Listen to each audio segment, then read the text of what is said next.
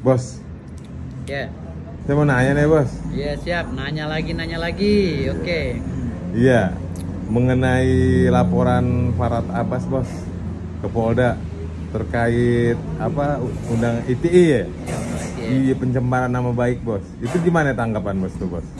Gue dilaporin yang Farhad Abbas ya. Iya. Sedih gue. Iya, sedih gue. Sedih banget gue. Gue takut banget sama Farhad Abbas, ya Allah. Undang-undang ITE lagi. Ayo bohong. Nggak bener. Dia udah laporin gue.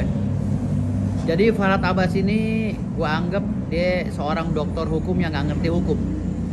Sama sekali nggak ngerti konstruksi hukum. Jadi gue bilang hal-hal apa ya? Hal-hal yang sia-sia selalu dia lakuin dalam semua peristiwa hukum yang dia jalanin gitu. Ya, hampir semua gue bilang hal yang sia-sia gitu. Jadi gue lihat si Farhad ini kayak nggak ngerti apa sih konstruksi hukum, kayak nggak ngerti apa ya, kayak kok seorang dokter begini caranya gitu. Padahal gue menjalankan kuasa substitusi dari klien gue sebagai pengacara yang memang berprofesi untuk membela hak hukum daripada kliennya kan gitu. Betul. Jadi kan lucu, gue somasi dia, ya kan? Tim kantor Greek ya melalui rekan kita ya, Bang Redin Anom SAMH udah mensomasi dia. Lalu gue dapat kuasa bersama-sama dengan rekan-rekan yang lainnya untuk melakukan somasi ya di media sosial, somasi terbuka ya, dan kuasa penagihan dan lain-lainnya lah, kuasa-kuasa hukum ya, untuk meminta agar Farhad Abbas dan Bunda Elsa Sharif serta Galesong mengembalikan uang sekitar 69 miliar ya. Luar biasa. 69 miliar ya, itu kerugian materi, mungkin ini materi nanti kita bisa gugat sampai 100 miliar kan gitu. Tapi gini, gue berbicara Farhad Abbas ya.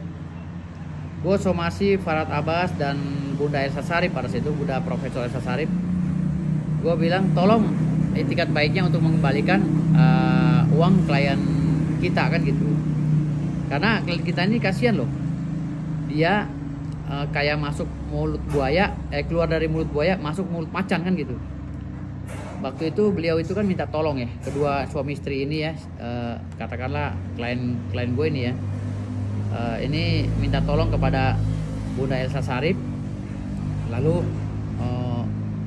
setelah Bunda Elsa Sharif mengambil uang dari klien kami atau meminta transferan ya sekitar 30 miliar lebih ke klien kami bersama anaknya tuh ya, bersama anaknya si siapa, Galesong tuh ya.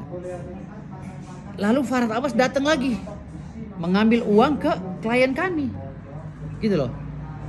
Jadi bahasanya itu dengan dalih ingin menyelamatkan ya, mereka ini ingin menyelamatkan aset dari klien kami agar tidak disita oleh pengadilan, karena pada saat itu klien kami sedang bermasalah dengan hukum.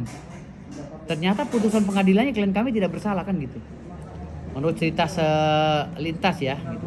Tapi terlepas dari peristiwa hukum itu, saya secara objektif meminta itikat baik daripada Bunda Elsa Sharif gitu. Bunda Elsa Sharif ini agar mengembalikan uang klien kami ini dari 2019 loh ini ya, dan Farhad Abbas juga dari 2019 berbarengan. Jadi orang ini jatuh ketimpa tangga gitu. Orang lagi bermasalah hukum, bukannya diselamatin oleh pengacaranya, malah Tekan lagi bos. ditekan lagi, bahkan ada balik nama perusahaan segala, perusahaannya diambil alih secara muslihat lah kalau menurut kami gitu kan. Lo bisa bayangkan orang lagi kejeblos minta tolong sama Bunda Elsa Sharif, minta tolong sama Farhad Abbas, tahu-tahu makin dijeblosin lagi gitu kan. Lo bisa bayangin dalihnya Farhad Abbas atau Bunda Elsa Sharif, katanya itu uang perjanjian jasa hukum, jasa hukum. Orangnya lagi sengsara, jasa hukumnya ya nggak tahu lah ya, kita buktikan nanti ya. Tapi gini, gue tetap menyoal masalah Farhad Abbas ya, yang nggak ngerti konstruksi hukum. Jadi bayangkan gue somasi, bukan somasi gue dijawab, dia malah laporin gue ke Polda Metro Jaya yang sekarang ditangani oleh Polres Jakarta Selatan. Laporan dengan undang-undang ITE katanya pencemaran baik. Pencemaran nama baik bagaimana bro? Gue ada surat kuasa Farhad Abbas ya, gue somasi jelas ada surat kuasa dan bukti otentik gitu loh, bukti semuanya ya. Jadi artinya di sini lo mau melarikan ini ke permasalahan undang-undang ITE ya, mungkin bermaksud untuk menghilangkan tanggung jawab lu dari pengembalian uang klien gue, itu nggak bisa Farhad Abbas. Ya, gue bukan apa-apa. Lu laporin gue juga percuma, nggak mempan. Kenapa? Karena hal yang sia-sia lu laporin gue gitu loh. Dan gue ini bekerja sebagai advokat ya, yang mendampingi klien gue itu. Jadi nggak perlu lo ini ketika lo diduga bersalah, lu lalu mengalihkan perhatian orang agar lu terkesan lu nggak bersalah, lu laporin undang-undang ITE. Dan undang-undang ITE itu cacat formil. Kenapa gue bilang cacat formil? Sesuai dengan SKB 3 Menteri, harusnya lu somasi dulu dong gue, kalau memang gue tuh lu merasa dicemarkan nama baiknya sama gue gitu. Toh somasi gue udah jalan duluan kok dari GRIK. Somasi dari GRIK melalui kantor hukum Raiden Anom udah bergulir ke Farhad Abbas dan Bunda Elsa Sarip serta Galesong. Jadi di sini dari mana ada pencemaran nama baiknya? Ini udah ada faktanya kok, udah ada buktinya, kami udah dapat kuasa. Jadi belajar lagi konstruksi hukum Farhad Abbas, ya. Karena banyak beberapa kasus yang kamu tangani, saya lihat kamu seperti orang tidak ngerti hukum. Contoh ya, novum yang kamu ajukan ke Vina, ya perkara Saka Tatal, PK ya. Aduh, ini udah, ya mudah-mudahan sih diterima ya, mudah-mudahan diterima. Tapi kalau gue pesimis, ya gue pesimis, lo bisa memenangkan PK ini dan PK lo bisa diterima. Gue pesimis karena 10 novum lo itu udah banyak banget, gitu kan. Dan gue anggap tidak substansional, tidak objektif, karena tidak sesuai dengan pasal 263 KUHP. Tapi gue tetap mendoakan mudah-mudahan diterima novum lo ya. Namun di sini hal yang berbeda. Kenapa gue cerita novum lo ya? Novum lo menyoal masalah matinya kenapa dan menyoal masalah kesaksian palsu dan lain. Lu tidak menyoal secara objektif masalah salah prosedur ya. Dengan adanya tuduhannya yang menangkap secara sepihak misalnya seperti itu. Tapi lu malah menyoal masalah kematian. Ini yang gua anggap lu nggak ngerti sama sekali konstruksi hukum gitu. Padahal pengadilan PK itu bukan menyoal masalah kematian, tapi menyoal masalah prosedur yang tidak.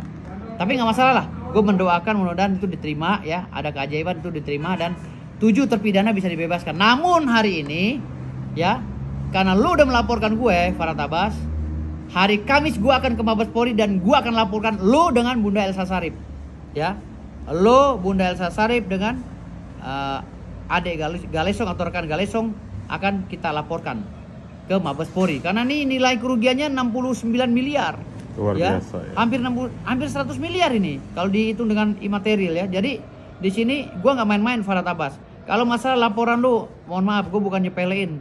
Udahlah, itu gua anggap aja permen karet lah, gue gigit-gigit ya. Ntar kalau udah habis gue buang gitu kan. Jadi nggak ada artinya laporin gua Farhad Abbas. Lebih baik lu balikin uang klien gua, lu bawa buktinya, lu dengan itikat baik kemana tuh uang?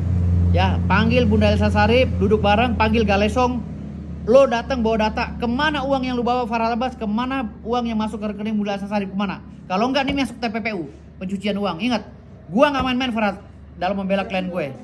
Gua nggak pernah main-main dan gua nggak akan pernah mundur. Ya, ingat itu Farhad Abbas. Hari Kamis atau Jumat gua akan laporkan dulu orang. Makasih. Bravo.